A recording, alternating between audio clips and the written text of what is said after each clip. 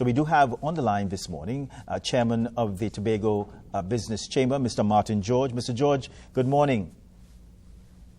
Yes, hi, good morning to you, Marlon, and good morning to your viewers on TV6, and good morning, Trinidad and Tobago. Yes, Mr. George, always good to speak with you. Let's look at the Chief Secretary's presentation yesterday. Of course, he's calling for $3.9 billion, close to $4 billion. Is there anything that has jumped out at you from the Chief Secretary's presentation?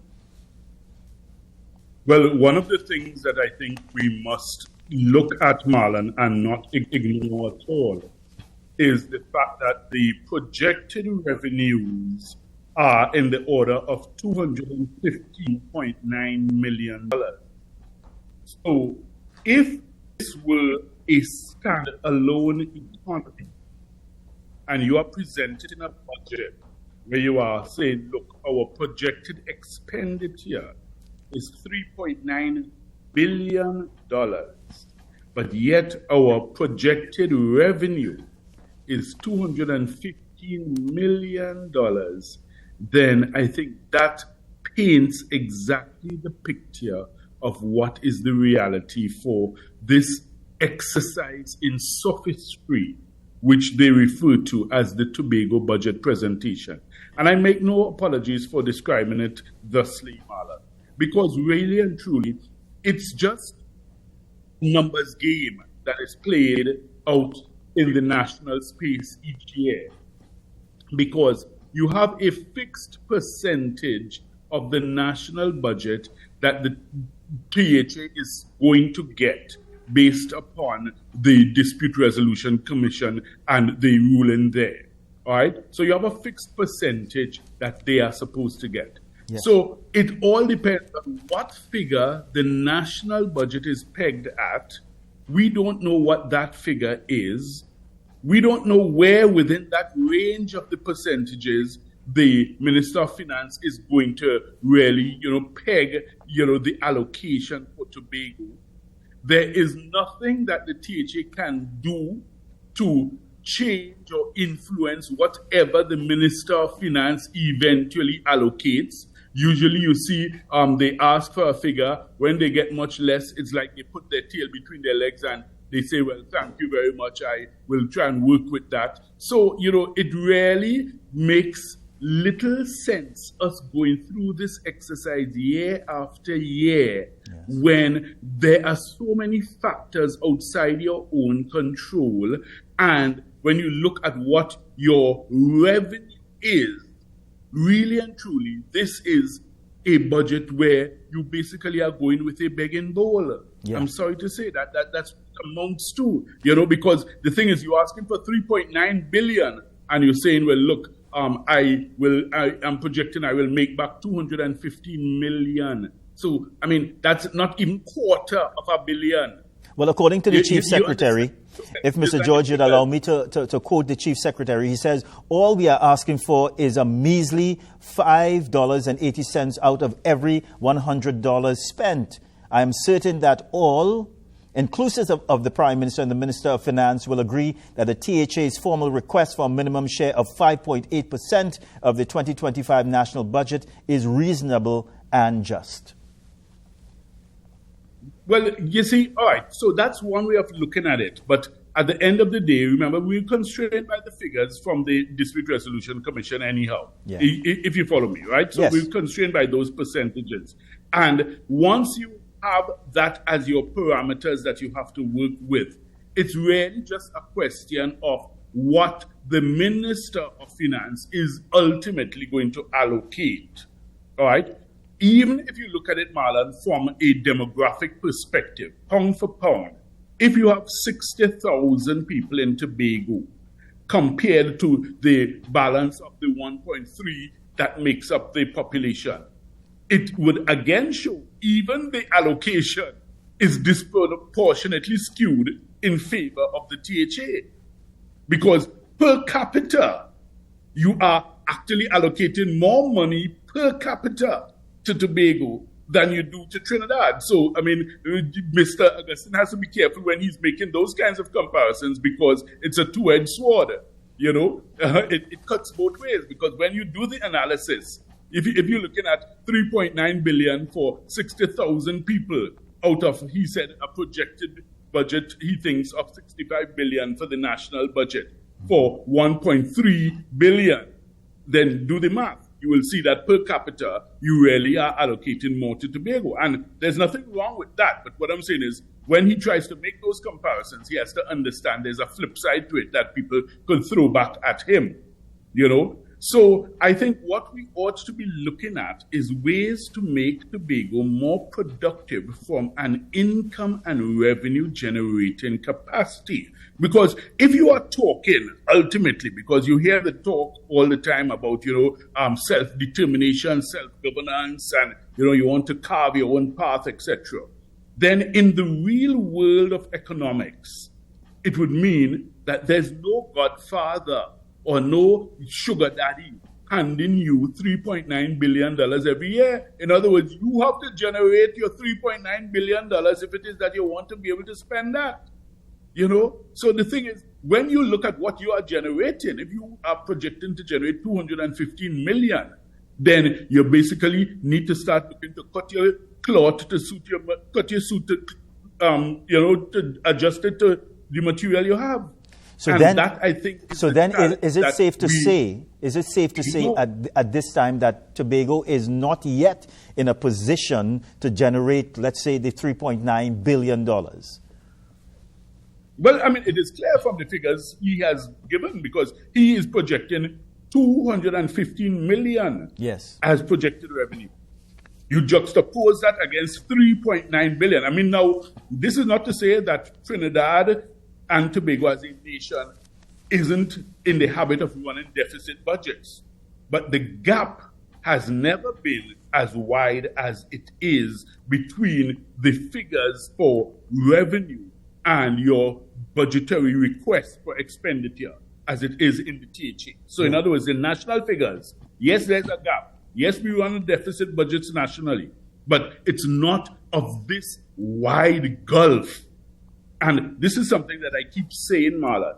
If that's the case, then we need to look at ways where Tobago can, of its own, start generating income. One of the recommendations we at the Chamber have suggested is for the government to consider the immediate and unconditional repeal of the Foreign Investment Act. That act will allow direct foreign investment into Tobago. So in other words, all the foreigners who want to invest in a villa, a guest house, developing property, they will be able to do so directly without the cumbersome and archaic and anachronistic legislation that comprises the Foreign Investment Act. You look at other countries, Marlon, all the small islands of the Caribbean, there's no shortage of forex in those countries, Yeah. You go Antigua, Barbuda, Nevis, St. Kitts, you could get US dollars easily up there. So why is it we, who were once the richest country in the Caribbean, are the ones struggling now for foreign exchange, and yet still you have this useless and obsolete piece of legislation that is preventing direct foreign investment? All the other islands are rolling out the red carpet for foreign investors, yet still we have put up a Chinese wall and basically stonewalling investors so that they can't invest in Tobago. It makes absolutely no sense. Mr. George, let me just put this on the table, because I think that we can agree by saying that the Chief Secretary still believes that Tobago is not being given a fair slice of the pie. And he says this. Augustine says significant revenue streams were generated in Tobago but were collected in Trinidad. And again, in the context that he believes that Tobago is still not being given a fair treatment. Right. So, yes, there's some truth to that, but we have to understand that there's a flip side to it also, because in the national budget, when the government makes allocations for areas which are outside of the direct control of the THA, so that's the matters in the 6th schedule, matters of national security and, immigration and all those things, Tobago benefits from those allocations and they don't have to basically put aside anything from the THA budget. So in other words, there's no contribution from the THA budget towards the TTPS or, who serve Tobago or anything in that regard. So again, we have to understand, Marlon, there's a flip side to the equation.